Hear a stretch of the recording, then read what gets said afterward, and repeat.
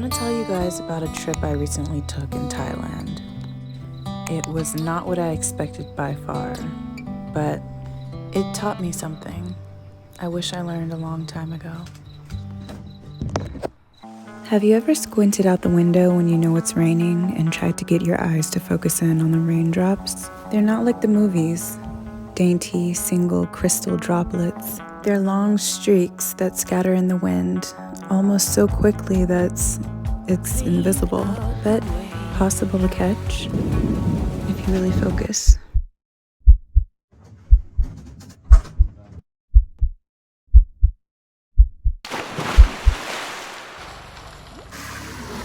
Here's the thing about traveling solo. Okay, let's address the stigmas. Solo travelers, we love to be alone. Well, that actually was the case for me at one point, but to be honest, it's just that we're controlling. We like control over who we talk to, when we talk to them, where we stay, how long we stay, what we do, how much we spend, you get it. Oh, and I can't forget when we wake up, of course. It's part of the reason why I myself have steered clear of group trips for so long. It's my first rain in Thailand. But group trips are actually a funny thing as a solo traveler. For some, group trips are a saving grace. A place where you, being a loner, can go meet people and be in a group. And on the other hand, if you're like me, they can be a little intimidating. Some say traveling solo doesn't mean being alone. But even when I'm in a crowd of people, I actually do feel the loneliest.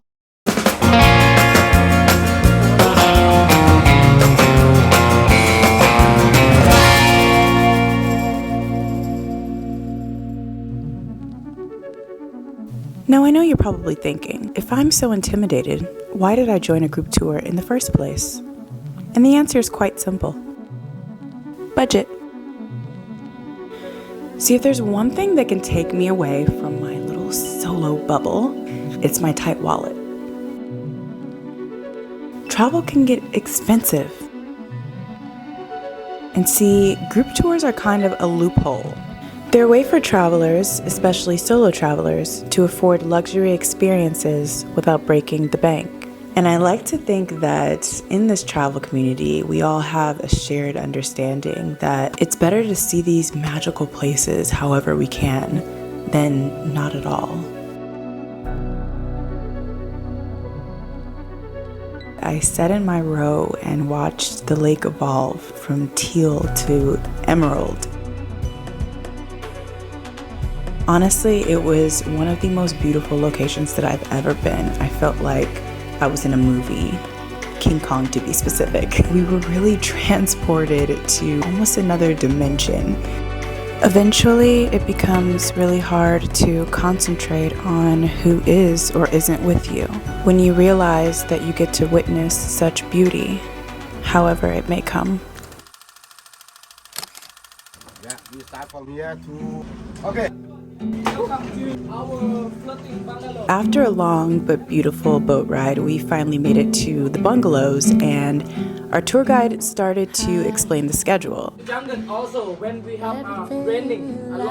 Now, call me an amateur, but I genuinely thought that we'd all just share a boat over, and then we'd be left to do our own thing for the rest of the trip. And what time we come back here? About 6. But no.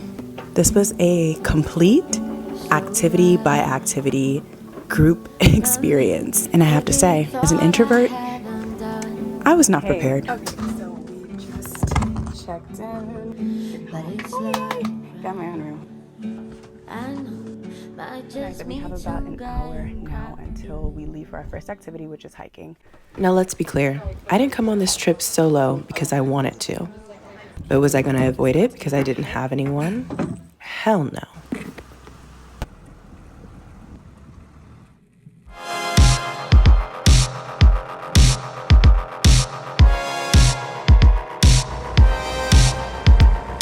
Solo travelers, we're fearless.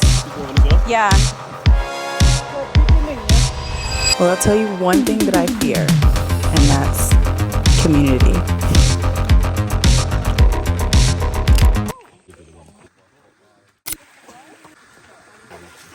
I'm not trying to sound dramatic, but as an adult, it can be intimidating to be thrust into a group environment and expected to blend in or fit in and to be likable and make friends and give up control. Walking past already 500 meters. We check about the rain.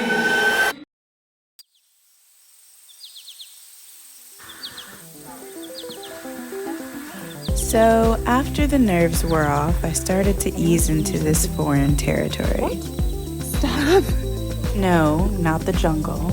Oh, this is cute. With little interactions throughout the day, I kind of found a group. This is my ghetto lamp. We literally just bought it from the market that we stopped on the way here.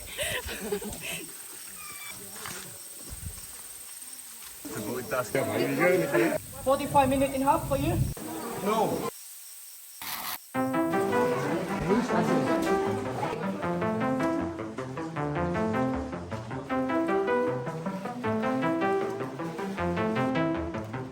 Oh my god, are you okay? Oh my god, girl, that sounded so bad. Activity. So this one first. So, it is about 7:30 almost. We just got back. We had absolutely no swimming time. The first tour leaves at 6:30 a.m. So you can opt to skip it and either sleep in or use the morning for swimming and kayaking, which I'm gonna do. I'm actually looking forward to it. Having some time on the lake. It looks so dreamy and beautiful and nice. Good night.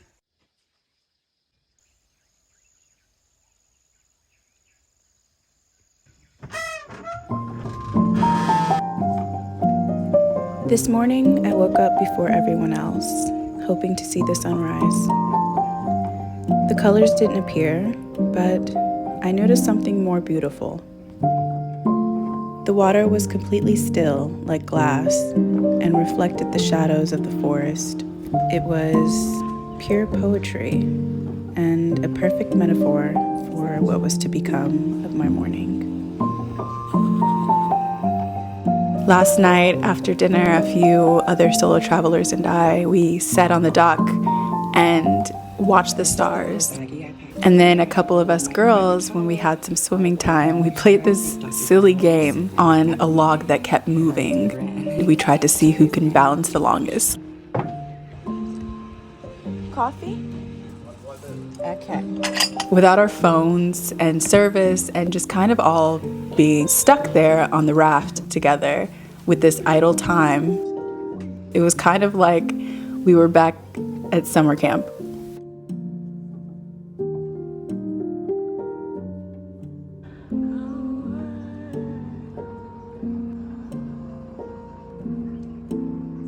There's my people. Good morning, 7 a.m. I am here at the bungalows alone. My entire group, they left on the morning boat trip. I decided to stay back. I stole a little life jacket off of the boat before they left, but I'm gonna take a kayak or a paddleboard and just go out somewhere and just enjoy this placid waters. I made some friends and they're so cute and cool. There is 2 couples and then 2 solo travelers, which kind of maybe be a couple now. They kind of maybe became a couple. Last night, we all, 3 of us, the 3 solo travelers, we sat on the dock and watched the stars.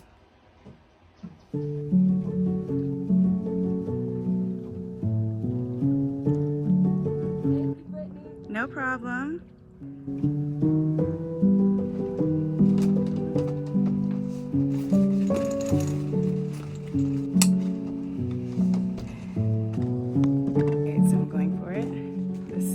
Like a spear. And I haven't even done this in a long time. We're going for it. We're going for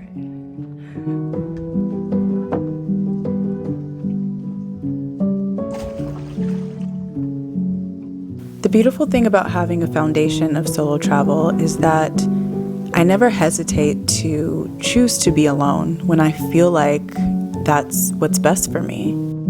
I don't feel the pressure of needing to stay in a group. I can survive alone, but I can also very much thrive alone. And I feel like not everyone feels like they have that choice. The last 24 hours took me out of my little solo bubble, and I almost forgotten how beautiful having a community is. There's a beautiful thing about traveling in this part of the world. We're all kind of following the same paths, just at different times, like ships passing in the night. Thailand was either our first stop or last stop or somewhere in the middle. It made me realize that we all share a commonality, our love of travel and adventure.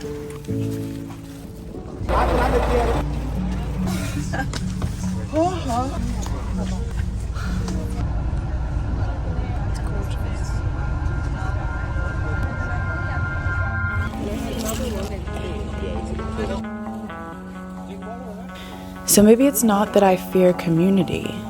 Maybe it's just that I needed to find the community that I fit into seamlessly. Solo travel is beautiful in its own right, but I think that while life alone gets me around faster, I think that community makes all the experiences worthwhile.